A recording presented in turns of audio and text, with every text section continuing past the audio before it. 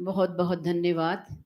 हमारे मध्य हमारे और भी श्रद्धेय मेहमान बैठे हैं, उन सब से मेरा सादर अनुरोध है कि समय को देखते हुए हम अपनी दुआएं, अपनी ब्लेसिंग्स को हम इसी प्रकार से रखेंगे। अब हमारे मध्य विराजमान हैं मौलाना इमाम अजीजुर रहमान साहिब।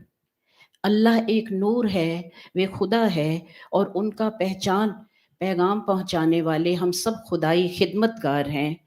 ऐसे ही मौलाना साहब क्षेत्र के मुस्लिम भाइयों के साथ साथ पूरे देश में आपसी सहयोग, सद्भाव और भाईचारे के लिए तन मन से सेवारत हैं।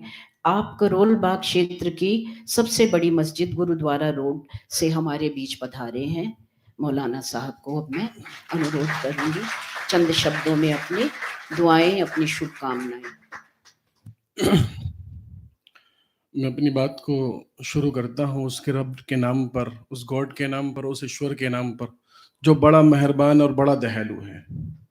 और मंच पर सभी विराजमान महात्माओं का बहुत ही जो है बड़ी शुभकामना है कि इन्होंने सबको, और ख़ास तौर पर पुष्पा दीदी जी का, जिन्होंने सब धर्म के जो हमारे गुरु हैं उनको बुलाया। और बहुत बड़ी बात है ये, क्योंकि इस वक्त पूरी दुनिया के अंदर, पूरे विश्व के अंदर जो एक माहौल क्रिएट किया जा रहा है, एक घृणा की प्रति जो एक संदेश दिया जा रहा है, और एक आपस में इंसानियत एक दूसरे से दूर होती चली जा रही है। और जिसकी वजह से, क्योंकि उस खालिक ने, उस मालिक ने और उस ईश्वर ने जो इंसान को बनाया है, और इस इंसान के अंदर जो एक दिल दिया है, और इस दिल में जो एक मोहब्बत दी थी, इस मोहब्बत के प्रति बड़ी कमजोरी जो है आ रही है इस वक्त पूरे विश्व के अंदर।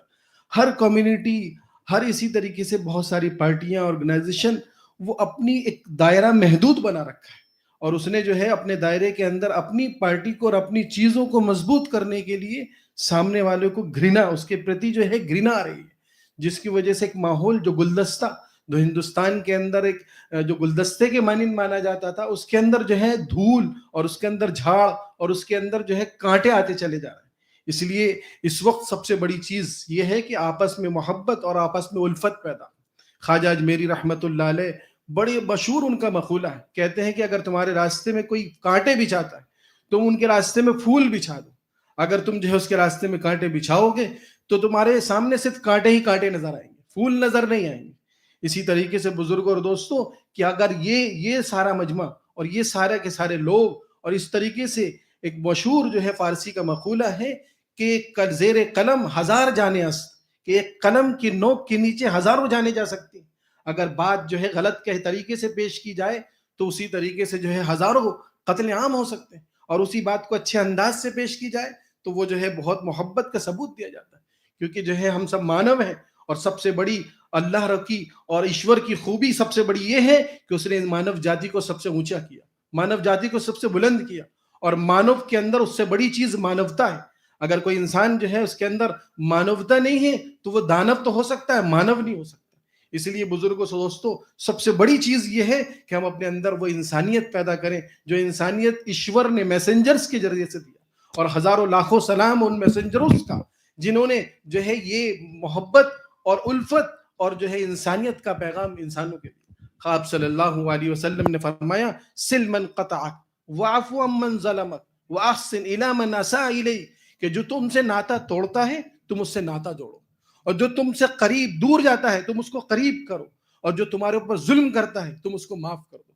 वअहसिन इला मन असा इलैक, और जो तुम्हारे साथ बुराई का मामला करता है तुम उसके साथ अच्छाई का मामला करो।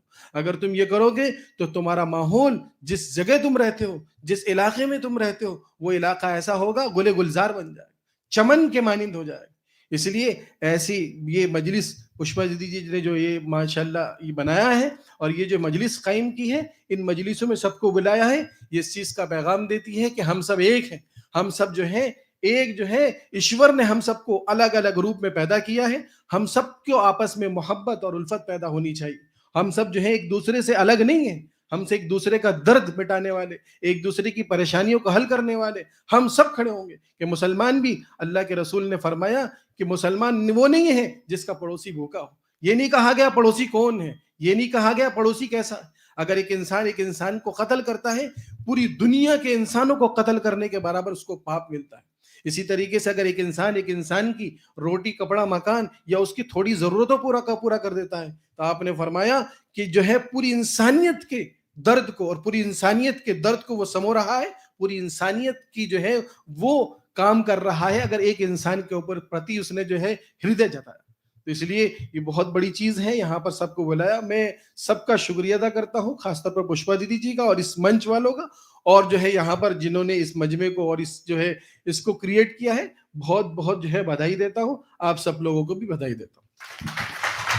बहुत बहुत धन्यवाद। ठीक फरमाया आपने। इस